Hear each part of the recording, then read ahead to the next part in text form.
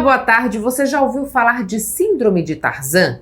É uma forma de se relacionar adotada pelos homens, cuja principal característica é não dar intervalo entre as relações. Ficou assim batizada uma vez que o Tarzan não larga o cipó sem que outro já esteja em sua mão.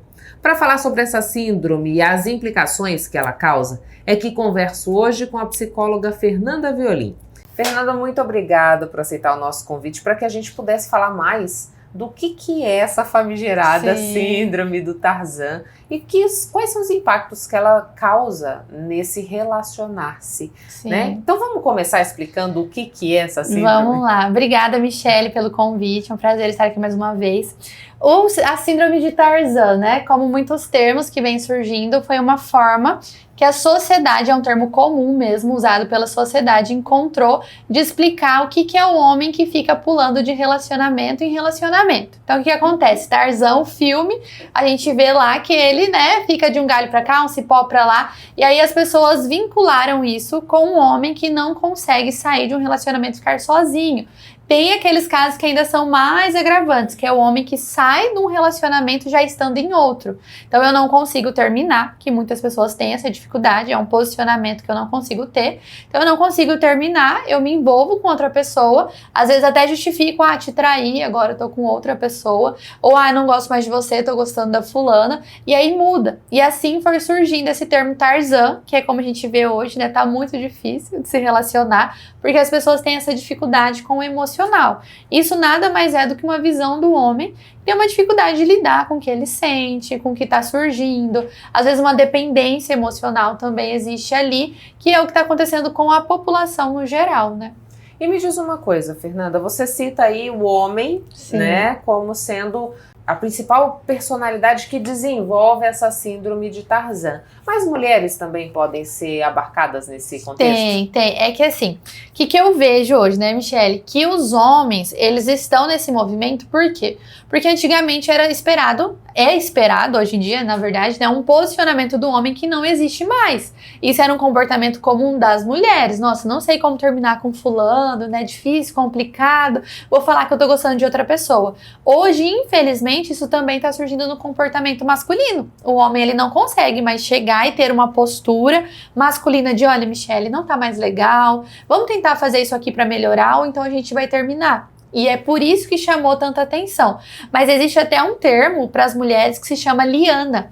Liana é um cipó também, né, das florestas tropicais, de onde vem ali o contexto também do Tarzan, que também é dado para a mulher, né? Então a mulher eles chamam de mulher liana e homem Tarzan, que é essa pessoa que tem dificuldade de sair do relacionamento, então entra em outro relacionamento e é uma dependência emocional mesmo. Eu já peguei casos de mulheres com a Fernanda. Não consigo ficar sozinha. Então o relacionamento tá difícil, o que eu faço? Eu saio, eu vou para outra pessoa, eu começo a me envolver com outra pessoa, eu me apaixono intensamente por aquela pessoa e aí fica mais fácil terminar. E me diz uma coisa, o que está por trás disso? Você fala de uma dependência emocional, mas qual é a origem, né, dessa dependência? Ela está por trás de algum trauma? De onde é que ela nasce? Eu acredito que vem de muitos passos, né? O primeiro passo seria uma falta de identidade. Então hoje a gente vive num mundo onde as pessoas, elas estão com mais dificuldade de se posicionar. Eu não sei quem eu sou, até a questão da vestimenta mesmo, né? Hoje tem esse discurso, mas eu gostaria de me vestir assim, mas o que tá em alta é isso aqui. Eu gosto disso aqui, mas todo mundo acha que isso aqui é legal. Porque as redes sociais, elas regem muito a nossa vida. Então a gente vai vendo, às vezes eu gosto de uma pessoa de determinado tipo, mas a sociedade não aceita aquilo. Eu quero ser aceita, então o que eu faço? Eu procuro um relacionamento dentro daquilo que a sociedade acha legal, só que eu não vou conseguir manter. Então começa dessa identidade, que aí com certeza, né, vem ali da nossa criação, do nosso pilar, da estrutura que a gente precisa ter de, né, Fernanda, olha, é assim, as pessoas vão às vezes te desaprovar, faz parte, a frustração faz parte da vida, e a gente sabe que não é mais o que acontece, né, Michele? Eu sou mãe, você é mãe, hoje a gente tem uma sociedade que tem muita dificuldade de lidar com a frustração. Ou foram muito frustrados na infância e hoje querem proteger os filhos. Mas não tem como. Porque quando essa criança ela chegar na vida adulta, ela vai lidar com muitas frustrações. Quanto mais ela estiver preparada, quando chegar nessa fase do relacionamento, mais fácil vai ser. né? É a comunicação também, né? Eu me relaciono com a pessoa, mas eu não consigo falar para essa pessoa o que eu gosto, o que para mim é respeito, o que não é. Então, o que é mais fácil? Eu sentar e ter uma conversa difícil com você ou eu me envolver com outra pessoa? Então, eu vou me envolvendo. E isso vai virando uma bola de neve até que chega um determinado momento que essa pessoa ela também já não se sente mais digna, mais aceita, né? E aí é quando a autoestima ela começa a ficar baixa, começa a ficar abalada, eu começo a pensar que para ficar bem eu preciso de alguém do meu lado, e aí o ciclo ele vai se aumentando, a gente vai repetindo e de repente se torna uma bola de neve que fica difícil sair. A gente pode dizer então, Fernanda, nessa perspectiva, que o não conseguir ficar só é o não conseguir lidar comigo? Exatamente, né? Não conseguir ficar só e sem barulho. A gente tem até pesquisas que mostram que uma pessoa que tem dificuldade de lidar com seus pensamentos, com seus sentimentos, qual que é o costume dessa pessoa? Ela chega em casa, ela liga uma TV. Hoje o celular, né? O celular o tempo inteiro. Esses dias até aconteceu uma situação comigo, uma pessoa próxima, ela tava ouvindo ali, né, podcast, ouvindo, e eu cheguei com ela e comentei, falei, nossa, que legal que a pessoa falou, né? Ela, você acredita que eu nem ouvi? Então, às vezes a pessoa ela nem tá prestando atenção, mas precisa ter alguma coisa ali. Porque se eu desligo esse alguma coisa, se eu desligo esse alguém aqui que tá me acompanhando, eu vou ter que lidar com a solidão, com a solitude. Como é que vai ser isso se eu não tenho estrutura? Né? E falando sobre o homem, eu acredito que é mais difícil, porque o homem ele não tem aquele pai, né? É muito difícil você encontrar um homem que vai falar assim, não, eu tive um pai que sentava comigo, que conversava comigo, que me orientava. Isso não é a estrutura da família com o homem, né? O homem não, você tem que ser forte, tem que ser isso, tem que ser aquilo. E aí eu fico me questionando, e quando esse homem gosta de verdade dessa mulher, né? E esse relacionamento termina, como que ele vai lidar? Não tem como lidar, né? Eu tenho que ir pra curtição, eu tenho que fingir que eu tô bem, porque o ser homem é superar, é não ter sentimentos, e isso gera vários traumas. O trauma, por exemplo, de ter um relacionamento bom, saudável e não conseguir lidar com aquilo também, porque eu não sei como ser bom, né? Eu sei que ser homem é ser duro, é ser distante, não abraça muito, não beija muito, não tem palavras positivas. Então você percebe a confusão que vai gerando na cabeça de uma pessoa? E é um relacionamento que acaba se tornando tóxico, né? Sim. E me diz uma coisa, Fernanda, você tá falando pra gente dessa característica que a gente sabe que é imposta por um modelo que é machista, Sim. né? Que estereotipou o homem e ele precisa ser daquela maneira e por isso a gente vai vendo as várias disfunções que acontecem. Sim. Quais são as características que surgem, que me sinalizam que esse relacionamento pode estar pautado nessa síndrome de Tarzan? Uhum. Eu consigo verificar antes ou só quando já tem aí essa terceira pessoa envolvida? Eu acredito que consegue, só que eu uso um termo assim, que as pessoas às vezes me condenam por isso, mas é a verdade, a gente não pode fugir, que é o seguinte: você vai conseguir identificar qualquer coisa. Você consegue identificar um relacionamento abusivo, você consegue identificar um homem Tarzan, você consegue identificar pessoas que têm traços que não são legais, mas como que você vai identificar isso? A partir do momento que você está bem. Se você também é uma pessoa carente, se você precisa suprir suas necessidades, aquela pessoa que vai vir para você como um presentinho ali, você vai abraçar sem analisar os traços. Então, vamos pegar aqui, né, um homem Tarzan, como identificar?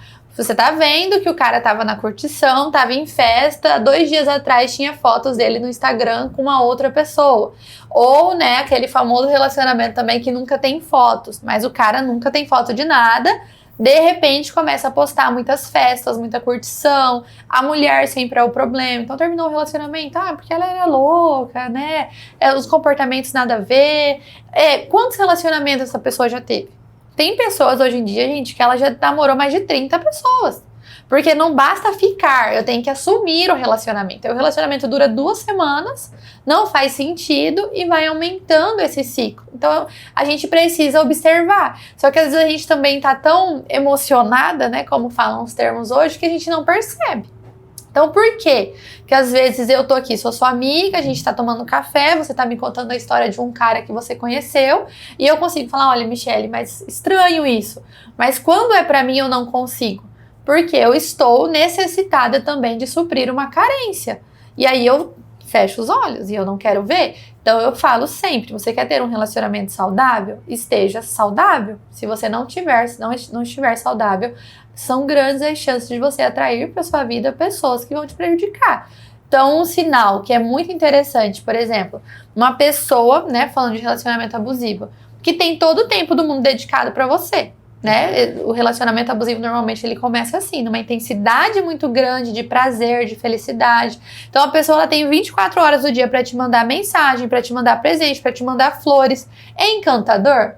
É encantador. Mas quem que trabalha, que tem uma vida, que cuida dele mesmo, vai ter tempo pra fazer isso pra você. É o tal do love bombing que a gente escuta falar na internet? As pessoas elas vão ficando, né, meio confusas, né? Mas assim, hoje em dia a gente tem muitas informações, né? Então o que a gente vai fazer com isso? O que a gente vai fazer com isso? Exatamente, porque cada hora surge um termo novo, né? Tem termos que eu também, como psicóloga, não conheço. Mas as pessoas conhecem. Mas não, eu sempre falo... Esse dia eu estava tendo uma paciente, né? Ele falou pra mim, Fernanda, me passa livros pra eu ler. Eu falei, olha, você pode ler 300 livros, você pode ver 300 vídeos nas redes sociais, mas se você não olhar pra você e falar, olha, eu, Fernanda, sou assim, assim, assim, tenho tendência de atrair pessoas assim, assim, assim, não vai mudar nada. O livro, ele funciona na parte teórica, você ensina pro outro. Pra você, você pega aquilo que te agrega, e normalmente a gente acha que a gente não tem problema, até a situação ficar grave, né? Agora, quando a gente não tem essa vivência do luto, que o fim do relacionamento é um luto, uma fase sim, de luto, né? Encerramento de um ciclo. Quando eu não vivencio esse luto, qual que é o prejuízo que eu tenho? Né? Que nem você falou assim, por que eu tô atraindo esse tipo de pessoa? A tendência é que eu continue atraindo esse mesmo perfil? Com certeza, né? O que acontece? O luto, ele nada mais é do que um processo para você se reorganizar. Então a gente tem a fase ali da negação, da depressão, até que a gente vai chegar lá na fase da aceitação. O que é a aceitação? É olhar, cara, meu relacionamento acabou. O que aconteceu nesse relacionamento? Então, às vezes a pessoa te traía, às vezes te tratava mal, ou às vezes não tinha nada acontecendo, mas por uma dificuldade de ter um relacionamento saudável, você vai mantendo isso. Né? Então vamos pegar os traumas, né? Vi meus pais sempre brigando, terminando, voltando, e eu repito isso por quê? Porque eu não me reorganizei, eu tô mantendo aquilo que eu aprendi. Então o luto ele serve para isso, para você sentar e se reorganizar. Seja o luto de uma pessoa, né, que realmente faleceu, você vai entender que aquela pessoa não está mais aqui. O término é a mesma coisa, a pessoa ela está ali, mas o relacionamento que vocês tinham não vai acontecer mais. E aí eu preciso entender como aquilo me afetou para eu não passar para frente, né? Eu gosto de dar exemplo para os casais que eu atendo. Você perdeu um trabalho, você foi demitido, você tem a opção de olhar e pensar, o que eu errei, o que eu posso fazer melhor para o próximo trabalho, você ter um desempenho melhor, ou você tem a opção de ignorar tudo, entrar em outro trabalho, repetir os mesmos erros e dar tudo errado. O relacionamento é a mesma coisa e ainda mais intenso, porque envolve nossas emoções, né? A gente não consegue controlar muito bem as nossas emoções. Então falta maturidade. O que eu vejo hoje, Michele? Assim, todos os termos que surgiram no mundo, né? A gente tem muitos termos, mas para resumir, é maturidade emocional. Tem pessoas que são adultas e não sabem definir quando estão tristes, quando é raiva, quando é ansiedade, não conseguem. Eu já atendi vários casais que eu falava pra pessoa, tá, me fala como você tá se sentindo, eu tô com raiva. A pessoa não tava com raiva, ela tava chateada, tava triste, se sentindo desamparada, mas ela não conseguia reconhecer aquela emoção. Então é mais fácil falar que eu tô com raiva. E como isso vai prejudicar seu relacionamento? Porque você sempre tá com raiva, você não tem outro sentimento, não tem nada acontecendo. Com raiva também não mostra uma fragilidade, né? Exatamente, uma vulnerabilidade que principalmente os homens não querem ter, né? E aí onde surge? Eu tô curtindo, eu tô bebendo, a gente tem uma visão distorcida sobre isso, que curtir, beber, tá em festa, pegando várias pessoas é porque tá bem, é porque eu tenho uma vida ótima, e a gente sabe que não é bem assim, né? Porque quando deita na cama, vem o baque emocional. Porque não tem como fugir, né? Você pode fugir de qualquer coisa, menos das suas emoções. É você. E Fernanda, você falava assim, também dessa questão da síndrome de Tarzan, ela se efetivar quando esse homem não consegue dizer, olha, chega, acabou, não quero mais, não tá mais dando certo, a gente finaliza por aqui. Essa falta de capacidade de dizer, chega, ela vem dessa coisa de precisar ser aceito também. Por que eu tô perguntando isso? Porque me parece uma característica, né? O homem faz, desfaz, mas ele nunca termina o relacionamento. Ele sempre terceiriza isso para aquela que tá com ele. Sim. Ou para aquele que tá com ele, né? Dependendo da relação que você estabelece. Tem até um ditado aí que falam que o homem não termina um relacionamento, quem termina é a mulher, né? É muito difícil. Mas eu acredito que tem 3, né? Você fazendo a pergunta, veio 3 coisas na minha cabeça. A primeira coisa é o posicionamento, né? A segunda coisa é justamente o fato de eu manter essa pessoa ali reserva. Então, eu não terminei com você, foi você que terminou comigo. Se surgir aí uma oportunidade, culpa é sua, não é minha? Eu posso voltar atrás, né? E o terceiro é justamente o comodismo. Então, eu já estou acostumado com esse ciclo. Manter ele, pra mim, é normal. Se você não tá feliz, você pega e sai. Eu vou ficar assim. E às vezes entra aí nesse caso até mulheres que aceitam isso e sabem que o cara tá com a outra lá, quando a outra não tá disponível, quando deu um problema, eu retorno e fico com você, né? Que é assim, tá tudo bem, tá tudo certo, mas a gente sabe que não tá. Porque o emocional sofre, né? Eu já atendi mulheres assim, super bem de vida, estabilizadas, mas por não conseguir quebrar esses ciclos, assim, a vida emocional, sabe, assim, por um fio. Isso é muito triste, porque precisa de um posicionamento, né? O homem, ele precisa saber se posicionar, a mulher precisa saber, porque é isso que te traz resultado. Ter um relacionamento saudável significa que eu preciso saber me posicionar.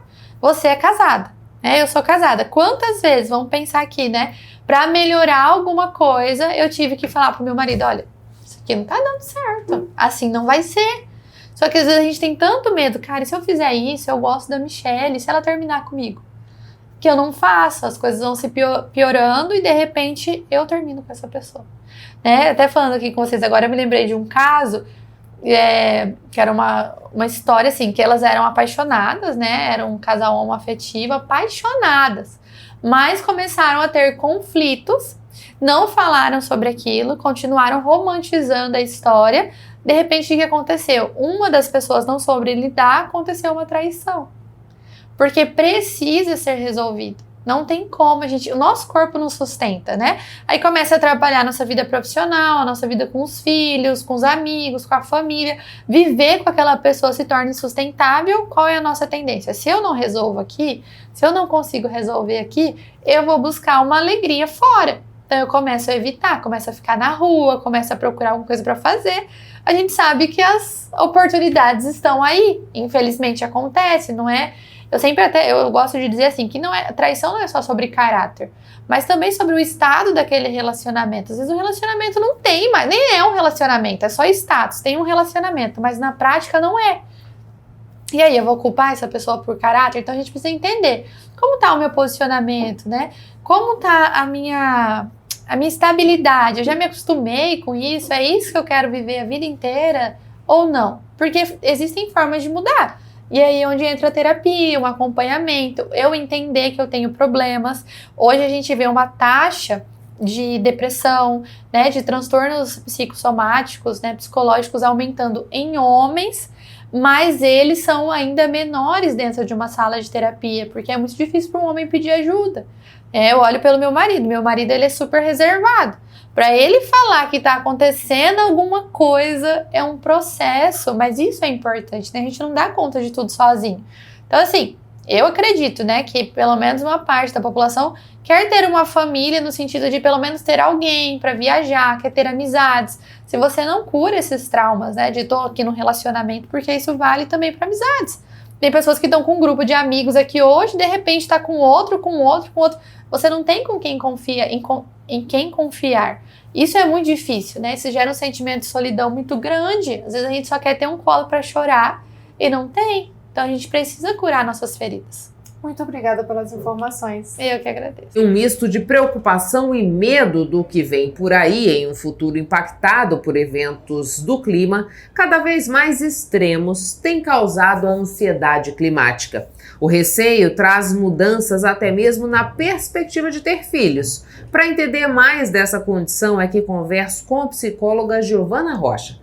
Giovana, muito obrigada por aceitar o nosso convite para que a gente pudesse trazer mais informações dessa mudança de comportamento que a gente verifica já em razão da mudança climática que a gente vivencia, né? Houve até um termo batizado como ansiedade climática, em função dessa incerteza que a gente vivencia no que diz respeito a que vai sobrar para a gente com todas essas tragédias climáticas acontecendo, né? O que você tem verificado na sua experiência clínica em relação a esse aspecto? As pessoas hoje elas têm uma preocupação maior no que diz respeito a essa mudança climática? Sim, primeiramente, boa tarde, Michele, obrigada pelo convite. E sim, esse é um sentimento que tem assolado as pessoas, não só as mulheres. É um contexto que é de homens, mulheres, gente mais velha, os jovens, mas a preocupação maior eu acredito que é dos jovens. Porque eles têm mais consciência das consequências, eles pensam mais maneira de viver de forma sustentável, por estar acometido por essa falta de garantia do que vai ser do futuro, né? Daquilo que a gente não consegue presumir qual vai ser o estrago, mas a gente vê, né, um aumento dos desastres, a temperatura sobe, a gente vê mais queimadas. A gente aqui em Cuiabá, as pessoas chegam muito no consultório acometidas pelo calor, né? Então aquilo que nos afeta diretamente é algo que mexe muito com a nossa saúde mental e é imprescindível falar de saúde mental também considerar o contexto que o sujeito está inserido, né? Você falou do calor e a gente tem percebido, quem mora em Cuiabá, que a temperatura cada vez está mais alta, a sensação térmica é cada vez pior e a gente se questiona mesmo, né? Será que eu continuo aqui? Será que eu mudo de cidade? Será que a tendência é piorar? Aí surgem estudos que dizem, olha, daqui 50 anos Cuiabá vai ser inabitável. Essa insegurança, Giovana, o que ela causa no ser humano? É que, na verdade, o grande desafio do século é as mudanças climáticas, né? Porque elas não acontecem de maneira isolada. Então, quando algo assim acontece, não é simplesmente a temperatura. É a gente pensar modos de sobrevivência, se a gente vai passar por situações de insegurança alimentar. E esse é um conceito que ele se amplia não só para mim, mas para minha família, para quem as próximas gerações. Então, a preocupação da ansiedade climática, ela vem muito da responsabilização que as pessoas sentem de, poxa, isso está sendo acelerado pela ação do homem. Então, como é que eu posso, de alguma maneira, agir de forma ativa e não só me preocupar, né? Mas passar a pensar em novos modelos de vida mesmo. Isso pode ser uma visão distorcida que eu tenha do processo e por isso eu vou te questionar. Ao passo em que a gente vê essa ansiedade climática aumentar, me parece que a ação para tomar medidas, para tentar brecar isso ou mudar essa realidade, elas não acontecem na mesma velocidade ou na mesma intensidade do que essa preocupação que se demonstra, né? Existe um descompasso aí entre a preocupação e a ação desses indivíduos? Eu acredito que sim, existe um pouco, porque esse é um assunto que ele não é de ontem, né? É uma preocupação que já vem de alguns anos e a gente sabe, mas a gente sempre acha que está muito distante da realidade. E quando a gente passa a conviver cada vez mais com as consequências disso, é quando a gente fala o que eu posso fazer, né? Mas nem sempre a gente sente que, dá pra fazer, sabe? A gente sente e é isso que causa tanta angústia, não saber como fazer. Ou não ser acolhido, né? Que as pessoas hoje que tá falando em ansiedade climática. Mas é um sentimento que já vem há um tempo, já é uma angústia que tá aí se estendendo um pouco, então hoje em dia as pessoas ficam muito mais preocupadas. Mas eu acredito também que a gente tem evoluído nisso, sabe? Dessa questão das mulheres, por exemplo. Antigamente, não tinha tanta preocupação de por que eu vou ter um filho, por exemplo. Hoje em dia, elas já pensam no mercado de trabalho, já pensam no futuro. Antes, ter um filho, né, de maneira da sociedade, era algo visto como fazer um investimento para uma mão de obra. Eu tô falando disso até de um contexto da pré-história, né? Uhum. Que era um contexto, assim, onde as pessoas pensavam em ter bastante filhos, mas também não pensavam nas condições de vida, tanto que tinham uma taxa de natalidade muito alta, mas também de mortalidade. Uhum. Hoje as pessoas já se preocupam mais em ter qualidade de vida, Isso também foi em decorrência da urbanização, da gente ir mais para cidades, então a gente tem acesso a lazer, a gente tem acesso a várias coisas, e a gente fica muito preocupado com o futuro porque a gente tem isso hoje, e amanhã? Né? Aqui, quando você fala do contexto de mulheres, é porque a gente vê uma onda de mulheres que repensam a maternidade justamente por essa incerteza climática. Sim. Então, mulheres estão decidindo não ter filhos em razão desse contexto do clima? Sim. Como eu disse anteriormente, as mulheres, elas sentem, também são uma desses elementos da ansiedade climática, mas elas pensam nessa linha de reprodução de como é que eu vou colocar um filho em um mundo que eu não sei nem se vai sobreviver, né? Ou se nós vamos sobreviver. Porque as consequências climáticas, elas afetam também o nosso acesso à saúde, a alimentos, né? E as mulheres, não só por esse motivo, mas têm pensado cada vez mais em não ter filhos, pela inserção no mercado de trabalho. Então, assim, eu vou ter que dedicar mais tempo ao meu filho. É um investimento, né, caro ter um filho. Então, quando a gente pensa de modo prático, as mulheres também pensam nesses aspectos. Mas, muito além disso, é a preocupação com o futuro, né? Que eu tô construindo um futuro para ele, passando menos tempo com ele para conseguir guardar mais dinheiro, mas eu nem sei se esse futuro vai chegar, né?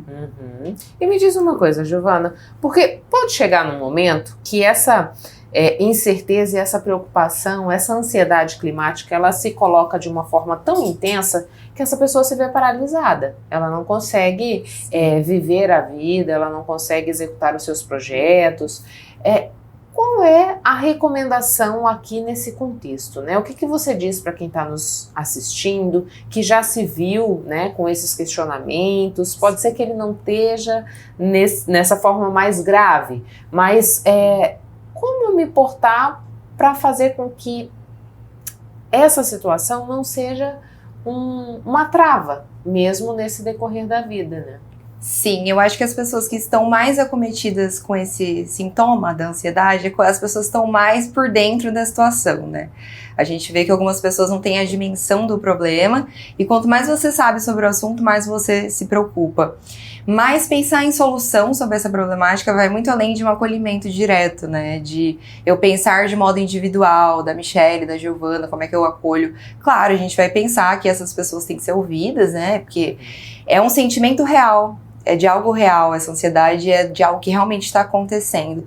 Mas também tem que ser pensado em uma esfera bem social, política, porque não é simplesmente um ato isolado de uma pessoa que pode salvar, que pode, né, ter garantias de sustentabilidade. Então a gente pensa em políticas públicas, em ações governamentais, em novos modos de vivenciar, né, para que o sujeito não se sinta tão acometido, né, porque de uma maneira geral, nossos sentimentos são individuais, a gente tem subjetividade, mas a gente também é muito atravessado pelo aquilo que a sociedade está vivenciando.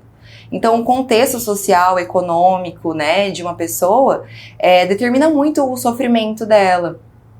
E a gente vê também que as populações que têm menos acesso são ainda as pessoas que têm mais filhos.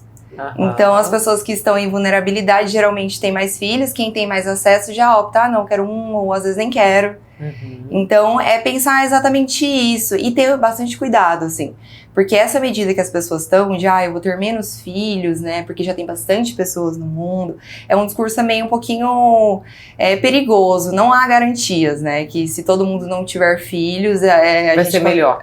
Não tem essa garantia. Até esbarra de uma coisa assim, já tem gente demais, então esse discurso já foi pautado para fazer muitas coisas ruins também, assim, de genocídio. Então a gente tem que pensar muito bem. Porque a pessoa pode ter um filho e lutar pela causa. E ser alguém que contribui. Que se engaje, né? E às vezes você não tem filho, mas também não se engaja, né? De uma forma também não muda a sua forma de viver. Então são coisas diferentes, sabe? Eu pensei aqui quando te questionei, né, se haveria uma forma de amenizar essa ansiedade climática, porque como você disse, eu digo assim, amenizar o sentimento, né, porque como você disse, cada ser é individual, ele vai se manifestar de uma forma. a questão do clima, a gente sabe que tem esse panorama que exige políticas públicas, que exige um envolvimento que é global, né? Se a gente for pensar até num contexto de estado ou de país, a gente também precisa estar nessa rede com os demais. Mas assim, de amenizar mesmo, porque eu posso ter crises em razão da ansiedade climática, por exemplo? Ai, com certeza. A ansiedade, na verdade, ela tem motivos variados, né? Não tem uma causa específica, mas quando se trata de sentimentos atrelados, né, à temperatura, não é algo que eu posso fugir, né? Se eu estou acometido por todas essas coisas, não tem como eu me desvencilhar. Então a gente dá o suporte emocional, sim, para essas pessoas, para aprender a lidar, para o que está dentro do seu controle hoje, né? Porque, igual você disse, é uma escala global. Então é como se não tivesse fuga. Esse sentimento, o mundo está em colapso, eu não tenho para onde ir.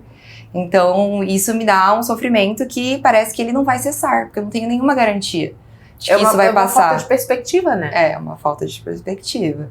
E assim, é lidar com a realidade, né? A gente também não pode ignorar o que está acontecendo, mas também não pode se aprofundar tanto nisso a ponto de ficar paralisado, né? É buscar ajuda profissional, sim. Compreender que algumas coisas estão fora do nosso controle, né? Que a gente faz o que a gente pode, se posiciona, né? Politicamente, principalmente, a favor. Como é que a gente pode fazer, assim, para selecionar pessoas para que estejam... quem pode produzir as leis? Então, né? Isso é o que eu posso fazer, escolher quem produz as leis, quem está preocupado com isso. A gente sabe que tem aqui um contexto de mudança climática bastante acentuado. Aqui pertinho está o Pantanal, que está pegando fogo e que está vivendo a pior crise hídrica dos últimos 134 anos. Né? Não só o Pantanal, mas diversas outras cidades. E muito pouco a gente viu a população questionar desses que se colocaram à disposição para governarem as cidades, quais eram os planos que diziam respeito a combater essa questão da mudança climática, né? Sim, é nesse ponto mesmo que a gente esbarra, sabe? Essa é uma medida que ela é prática, de pensar, né, os representantes políticos que se posicionem a favor disso, mas que muitas vezes a gente esquece, não leva em consideração. Então, é por isso que eu digo, pensar em formas práticas de como se posicionar, né? Se eu não tô ali, né, na cadeira de quem faz acontecer, então que eu escolha alguém que esteja, que se preocupa com isso, né? Também faz parte de um posicionamento, de qual esforço eu posso fazer, né? O que está dentro do meu controle. O voto é um exemplo disso, né? E mesmo que sejam medidas globais, né, para que a gente tenha um movimento que surta o efeito que se espera, no individual a gente também pode ter ações como, por exemplo, separar os resíduos que a gente produz em casa, né? Porque a gente sabe que impacta nas nascentes, a gente sabe que impacta na contaminação do lençol freático, então também existem pequenas atitudes que a gente pode tomar no dia a dia, né? Sim, e até eu vi um discurso de pessoas falando para os jovens, eu quero que vocês tenham esperança no futuro, né? Que os jovens são a esperança. E aí a pessoa que está lá discursando, acho que na ONU, ele fala, mas eu não quero ter esperança, eu quero que vocês se preocupem. Né? Eu não quero que vocês achem que por querer ter um futuro a gente tem que ficar nessa posição de espera, né? De espera. Então o jovem hoje ele quer essa posição ativa, quem mais se preocupa em não produzir plástico, então o jovem está mais engajado nisso. E tanto que o jovem está tão preocupado com isso que são as mulheres jovens que estão preocupadas com ter ou não filhos, né? Eles estão preocupados em como eu faço daqui para frente. Né? Antigamente tinha um contexto muito romantizado, por exemplo, da maternidade, né? Que era uma bênção, algo bem ligado nesse discurso, ou que era até uma obrigação da mulher mesmo, né? E hoje em dia não, elas já pensam em modo prático. O jovem, ele tá bem engajado, então ele pensa de modo prático, assim, como tá o contexto socioeconômico, como tá o contexto do mundo. E sustentabilidade é uma atitude do jovem, mas deveria ser de toda uma sociedade, né? Muito obrigada pelas informações, Giovana. Eu que agradeço pelo convite, foi muito bom. Acho esse tema muito necessário, né? Para toda uma sociedade se alertar sobre a necessidade de a gente pensar isso hoje, né? Porque as consequências já chegaram, então é um sentimento que não deve ser só de mulheres, mas de toda uma sociedade. Nessa semana, Cuiabá perdeu uma de suas ícones. Dona Eulália nos deixou aos 90 anos de idade. E como uma forma de prestar uma homenagem, o Papo com Ela traz nessa sexta-feira novamente uma reportagem que nós fizemos para registrar o trabalho marcante que Dona Eulália deixou em Cuiabá. Para incrementar a renda familiar, Dona Eulália se dispôs a buscar as lembranças que tinha de sua tia cozinhando e começou a fazer bolo de arroz. Dona Eulália e seu famoso bolo de arroz são grandes ícones da cultura cuiabana e mato-grossense. Meu marido era pedreiro, ele trabalhava, eu já tinha 2 filhas, e aí, mas tudo ele precisava, tinha que estar pedindo um dinheiro para ele, né? Aí, foi um dia, sei lá, Deus me iluminou, eu falei, tem que fazer alguma coisa.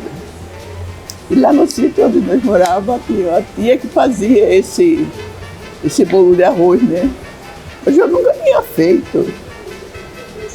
Aí eu falei, sabe que eu vou experimentar fazer, quem sabe deu certo. E foi experimentar fazer o bolinho de arroz. Então foi dando certo, assim, bem simples. O negócio deu tão certo que Dona Eulália logo depois começou a receber encomendas para as tradicionais festas religiosas da região. E a partir daí, não parou mais. Aí comecei a fazer assim, de manhã, né, no domingo, e foi. Aí veio a festa de São Benedito, aí o pessoal sabia que eu fazia, encomendava para fazer o bolo para a festa, né? Todo dia de manhã, fazia uma semana de... mas aí foi aumentando, era muito. Aí eu não dei conta mais de fazer. Mas aí continuou fazendo, aí não dá até hoje, né? O pessoal foi vindo de fora, muita gente de fora que foi vindo, me conhecendo. E graças a Deus deu certo, tá? E a tradição não parou na Dona Eulália. Ela já passou para os filhos, netos e até bisnetos. Continuei fazendo, ensinando, né? As filhas, tem as filhas aí que... Tem uma que faz tudo. Hoje ela mas assa bolo e massa, faz, né? Não é tudo que faz, é algumas delas que sabe.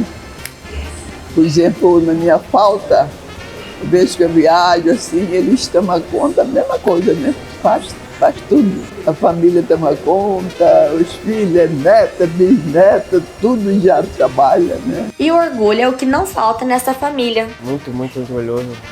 Pô, nem sei como explicar o que eu sinto pela minha avó, porque pra mim ela é minha avó, mas para os outros ela é criadora de bolo de arroz, então muita, não sei o que falar, muito orgulho, né?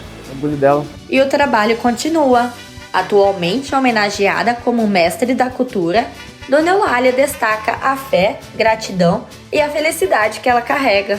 Todo dia eu rezo, agradeço a Deus, o dom que Ele me deu, agradeço a Deus, os meus fregueses que vêm, que todo dia rezo para os meus fregueses, porque se não tivesse os fregueses não tinha, né? Então, para mim é muito importante. E esse estabelecimento aconchegante e familiar da Dona Eulália acabou virando rotina de muitos de seus clientes. Antes de ir trabalhar, dar uma passadinha aqui, comemos um bolo de arroz, tomamos um leitinho com chocolate ou um café, muito bom. E assim, um lugar muito gostoso, muito acolhedor, os filhos, os netos da Dona Eulália, que atende a gente tão bem aqui. Recomendo a todas as pessoas de Cuiabá a vir aqui, conhecer. Quem não conhece, conhecer. É um espaço bem amplo, que recebe a gente de forma bem à vontade. Tem ali o bolo de arroz e o bolo de queijo que é feito nesses fornos maravilhosos ali, que sai de forma maravilhosa. Não sei o que eles têm, mas eles acertam todas as vezes, fica muito gostoso. A gente vem aqui assim, a gente ter conversa, né? Cada dia parece que eles acertam de novo, fica mais gostoso, o queijo é gostoso, o bolo de arroz é gostoso, e a gente sente gosto de vir aqui, né? A gente recomenda para os amigos, traz os amigos quando vem de fora para cá. Você sabia que mulheres em tratamento de câncer têm uma série de direitos? Pensando em ajudar a disseminar essa informação à sociedade, é que a OAB Mato Grosso relança a cartilha que compila todos esses direitos e facilita a compreensão do que pode ou não acessar essas mulheres. Em outubro, é celebrada anualmente a campanha do Outubro Rosa, com o intuito de provocar a conscientização sobre o câncer de mama e promover maior acesso aos serviços de diagnóstico e de tratamento, contribuindo para a redução da mortalidade. Um dos momentos mais frágeis e delicados na vida da mulher é descobrir que tem a doença e não saber a quem recorrer para buscar informações e apoio. Quando eu recebi o diagnóstico, foi desesperador. É que nem eu sempre falo, eu me senti atropelada por um caminhão, que é você se ver aos pedaços, sangrando, e ainda assim você precisa seguir. Porque é muito difícil você ter um diagnóstico desse. Você entra em desespero, porque você já pensa na morte, que eu não vou conseguir. Porque até então eu acredito que a maioria das pessoas, quando descobre, não tem conhecimento da doença, das chances de cura. Eu, infelizmente, quando eu descobri, já era tarde. Porque hoje o meu é metástase. Eu estou com metástase óssea e metástase cerebral. Então, assim, é desesperador. É importante saber que ao longo do tempo, no Brasil, muitos direitos foram assegurados às pacientes e estão disponíveis na rede pública de saúde. E os planos de saúde têm a obrigação de custear o tratamento, bem como as cirurgias reparadoras. Eu sou paciente oncológica do Hospital do Câncer. E lá tem todo um amparo, né? Eles te dão orientação sobre os seus direitos. A pessoa, quando descobre o câncer, ela, por lei, ela tem um direito de até 30 dias, a partir da data que descobre, dá início ao tratamento. Você tem direito a descontos, você tem direito a um certo seguro, né, pelo INSS, desde que você corra atrás. Antes mesmo do diagnóstico do câncer de mama, existe uma legislação que protege a mulher. Amanda Sodré, vice-presidente da Comissão de Saúde da OAB Mato Grosso, fala sobre essa e outras leis que dão proteção e direitos à mulher com o diagnóstico. Nós da OAB, junto à Comissão de Saúde da OAB Mato Grosso, nós fizemos essa cartilha justamente para instruir essas pacientes que precisam de acesso a esses direitos, né? Os principais, que são os direitos à saúde, nós temos entre eles a mamografia, que é para todas as pacientes acima de 40 anos ou até mais cedo, aquelas que têm algum fator de risco na família. Tá? Então, todas as pacientes têm direito a realizar o exame de mamografia pelo SUS. Nós temos também um direito muito relevante, pouco falado, que é a criopreservação dos óvulos para as pacientes que vão iniciar o tratamento, que é um tratamento que causa infertilidade, né? E esse direito, ele é tanto para a saúde pública quanto para a saúde suplementar, ou seja, para planos de saúde também. Então, se você vai iniciar o seu tratamento, antes disso você tem direito a fazer a criopreservação dos óvulos, tá? No SUS e no plano. Nós temos também um direito já conhecido, mas precisa ser mais divulgado também, que é a reconstrução mamária, né? Depois que passa pela mastectomia, as pacientes que fazem o tratamento de câncer de mama, elas têm direito a fazer a reconstrução, inclusive com a prótese, tá? Tanto pelo SUS quanto pelo plano de saúde também.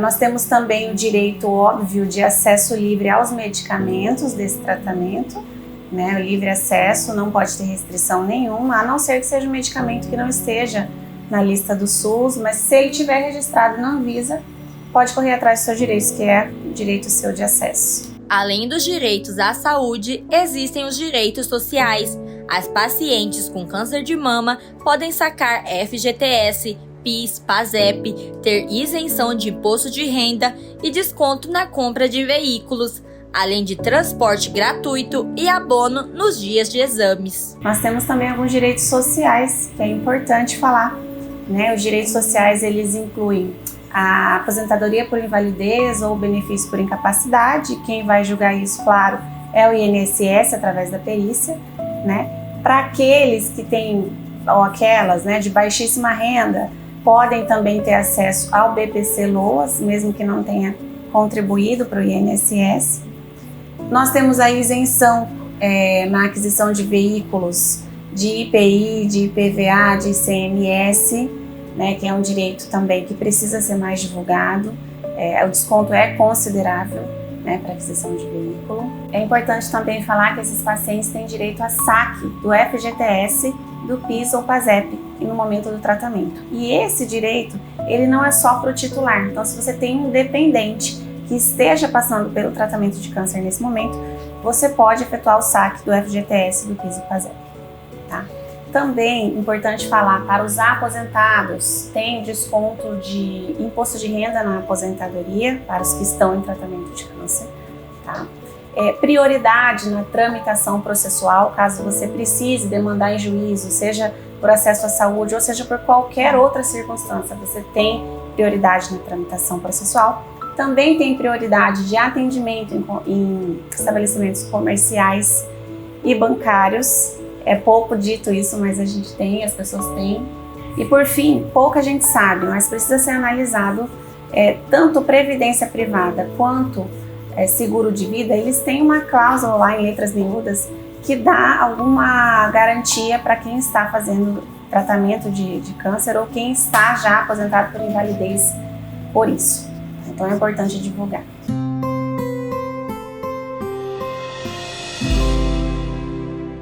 Hoje o Papo Poesia conta com a participação do imortal Allan Kardec Benites, ele que ocupa a cadeira de número 30 na Academia Mato Grossense de Letras e escolheu o poema Minha Quebrada, Meu Lugar de Fala. Entendedores entenderão, não tenho grana, mas tenho dom. Vim da quebrada de um bairro pobre, família grande, como é que pode crescer num mundo tão desigual de preconceito irracional? Mas no caminho fomos rompendo, estudo e trampo acontecendo. Quem foi que disse que não daria? Encontre força na poesia. A vida é dura para quem é mole? Grande mentira posso afirmar. Se não conhece a realidade, nada adianta me procurar. Eu sou a força da natureza, agindo forte para tu vencer. Mas me ajude, dona da sorte. Avise o rico que já foi pobre, que nada adianta chegar aqui. Canudo e grana para curtir, família linda e estruturada, esposa, filhos e empregada. Se o meu povo ainda vai mal, sem estrutura para ser igual. Por isso eu moro lá na quebrada. 40 anos vai completar. Na mesma rua e na mesma casa. Se eu cheguei, tu vai chegar. Erga a cabeça, não desanima. Estudo e trampo e siga a rima. E com poesia é que a gente chega ao fim de mais uma edição do Papo com Ela. Eu agradeço a você que ficou com a gente até esse momento. É sempre uma satisfação e uma honra poder contar com a sua companhia. Antes de ir embora, eu quero te fazer um pedido. Siga o Papo com Ela no Instagram, no Facebook, no YouTube e nos ajude a fazer o programa. Conta pra mim, o que você quer ver aqui no Papo com Ela? Para isso, mande a sua mensagem pra gente ou pelas nossas redes sociais ou nesse endereço de e-mail que aparece aí na tua tela. Tenha um excelente fim de semana. Sexta que vem eu tô de volta e espero muito poder contar novamente com a sua companhia. Um beijo e até lá!